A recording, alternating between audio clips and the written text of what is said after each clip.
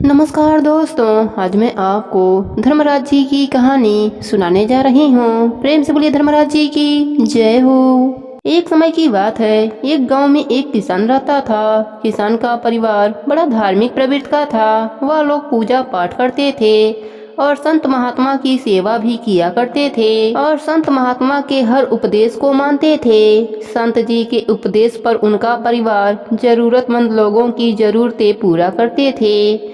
आपस में सभी लोग प्रेम भाव से रहते थे। लेकिन उस किसान का एक बेटा था जो कि दोनों पैरों से अपाहिज था।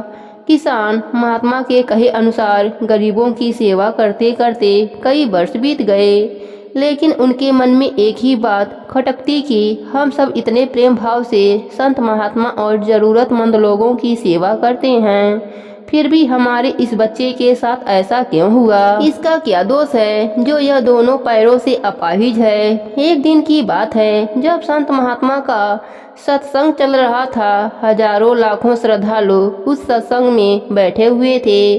संत ने अपने प्रवचन में कहा कि किसी को कुछ पूछना हो तो वह पूछ सकता है। हजारों लाखों श्रद्धालुओं के बीच उस अपाहिज पुत्र के पिता ने संत से एक सवाल किया कि हे महात्मा, हम सब निस्वार्थ भाव से जरूरतमंद लोगों की सेवा करते हैं और पूजा पाठ भी करते हैं। हमारा पूरा परिवार अहिंसा के मार्ग पर चलता है, कभी भी किसी के बारे में बुरा नहीं सोचते, ना ही किसी का बुरा करते हैं। फिर भी हमारे साथ ऐसा क्यों हुआ?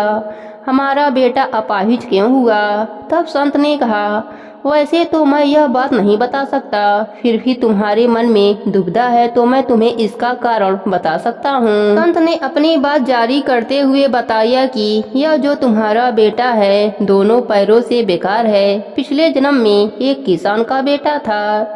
रोज खेत में अपने पिता को दोपहर में खाना देने जाया करता था। एक दिन उसकी माँ ने दोपहर में उसे खाना लगाकर दिया और कहा, बेटा तुम खाना खा लो और खाना खाकर अपने पिताजी को भी खाना दे आओ। उसकी माँ ने खाना परोसकर थाली में रखा कि इतने में उसके बेटे के यार ने आवाज लगाई तो किसान का बेटा उस खाने को वहीं छोड़कर अपने यार से बात करने बाहर चला गया। इतने में एक कुत्ता घर में घुस आया और उसने थाली में मुंह डाल दिया और वह रोटी खाने लगा। किसान का लड़का जैसे ही अपने घर में वापस आया और कुत्ते को रोटी खाते हुए देखा तो पास ही में एक लोहे का बड़ा सा डंडा पड़ा हुआ था। उसने यह भी नहीं सोचा कि खाना तो जूठा हो गया है। बिना सोचे समझे गुस्से में आकर उस लड़के ने उस कुत्ते की दोनों टांगों पर इतनी जोर से लोहे की डंडा मारा कि वह कुत्ता अपनी जिंदगी में कभी भी अपने पैरों पर खड़ा नहीं हो पाया। वह दोनों पैरों से बेकार हो गया। पैरों को घसीटते घसीटते अपनी जिंदगी जिया और तड़प तड़प कर वह कुत्ता मर गया। यह उसी कुत्ते को मारने का फल है जो इस जन्म में वह दोनों टांगों से अपाहिज पैदा हुआ है। संत ने अपनी बात जारी रखते हुए कहा कि हे पुत्र, इस संसार में इंसान अपने अपने कर्मों का फल भोगता है। धर्मराज जी सबके कर्मों का लेखा जोखा करते हैं। अगर किसी ने इस जन्म में कोई बड़ा पाप किया है तो उसको धर्मराज जी अगले जन्म में उस कर्म के हिसाब से ही फल देते हैं। संत ने कहा, इसलिए जो भी कर्म करो सोच समझ कर करो। धर्मराज जी यहाँ तक कहा है कि व्यक्ति की यात्रा जहाँ से छूटती है अगले जन्म में वहीं से प्रारंभ हो जाती है। जो प्रकृति के नियमों का पालन करता है वह परमात्मा के करीब है।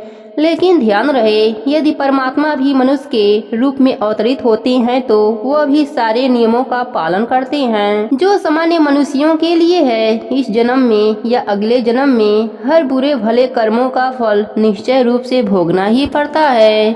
धन्यवाद।